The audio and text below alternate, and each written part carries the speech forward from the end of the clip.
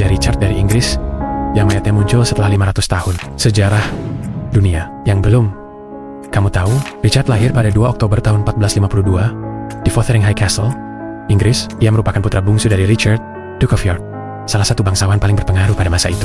Kelahirannya berada dalam zaman kacau. Inggris sedang dilanda perang saudara yang terkenal sebagai War of Roses, konflik panjang antara dua dinasti besar, York dan Lancaster. Masa kecil Richard tidak tenang. Saat ia masih anak-anak, ayah dan kakaknya Edmund terbunuh dalam pertempuran Wakefield 1460. Keluarga mereka lari dari kejaran musuh. Kesedihan ini membentuk karakter Richard yang dikenal tangguh, waspada, dan sangat setia pada keluarganya. Richard, yang masih remaja, diberi pendidikan militer keras. Ia belajar strategi perang politik istana dan loyalitas. Setelah kematian ayahnya, kakak Richard yang lebih tua, Edward, memimpin pasukan York dan menang. Edward kemudian dinobatkan menjadi Raja Edward IV.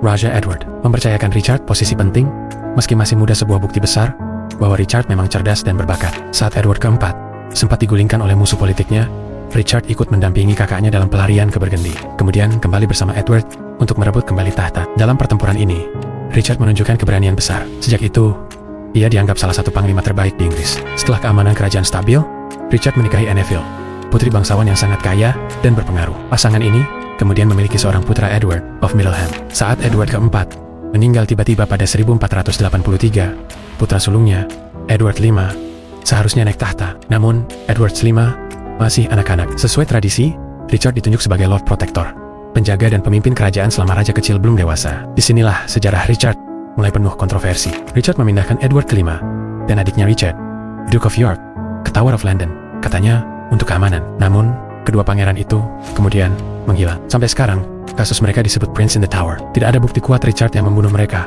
tapi kecurigaan ini menghantui nama baiknya. Beberapa minggu setelah para pangeran disembunyikan, Richard mengumumkan bahwa pernikahan Edward keempat ternyata tidak sah, sehingga anak-anaknya juga tidak sah. Maka, Richard dinobatkan menjadi Raja Richard III. Meski naik tahta dan kontroversi, sebagai raja, ia sebenarnya banyak melakukan reformasi hukum yang adil, melindungi rakyat kecil dari pungutan sewenang-wenang, meningkatkan akses hukum, menekan korupsi pengadilan. Namun, reputasinya sudah rusak oleh gosip tentang dua pangeran dan banyak bangsawan berbalik menentangnya. Pada 1484, satu-satunya putra Richard, Edward, meninggal. Ini menghancurkan kekuatan politik Richard, karena ia tidak lagi punya ahli waris. Pada tahun yang sama, muncul pemberontakan besar dipimpin oleh Henry Tudor. Kelak, Henry VII, pendiri dinasti Tudor. Banyak bangsawan York yang dulunya mendukung Richard, kini berbalik dan mendukung Henry. Tanggal 22 Agustus tahun 1485, kedua pihak bertemu di Bosworth Field.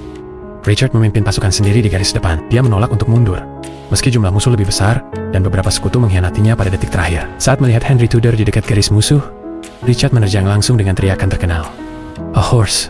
A horse!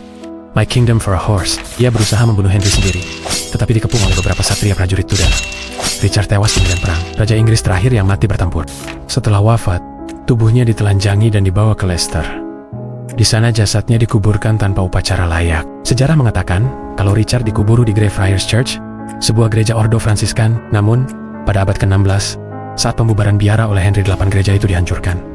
Lokasinya hilang dari peta. Begitu juga kuburan Raja Richard III. 519 tahun kemudian, seorang wanita bernama Philippa Langley, anggota Richard III Society, mulai meneliti ulang lokasi Greyfriars. Ia menemukan petunjuk dari peta kuno. Setelah membandingkan dengan peta modern Leicester, lokasi itu ternyata menumpuk tepat dengan sebuah tempat parkir modern milik Leicester City Council. Philippa sangat yakin dan mendorong proses penggalian profesional. Setelah 8 tahun mengkampanyekan proyek ini, akhirnya pada 25 Agustus tahun 2012, tim arkeolog Universitas Leicester memulai ekskavasi.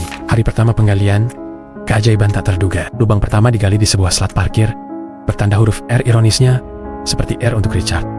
Yang mengejutkan, hanya beberapa jam setelah penggalian dimulai, tim melihat potongan tulang manusia. Mereka berhenti dan memperluas area. Perlahan terlihat tulang belakang, tulang panggul, tulang rusuk. Berdasarkan analisis forensik, setelah tim melakukan pemeriksaan lengkap, tulang berusia dari periode 1450 sampai 1550, cocok dengan era Richard.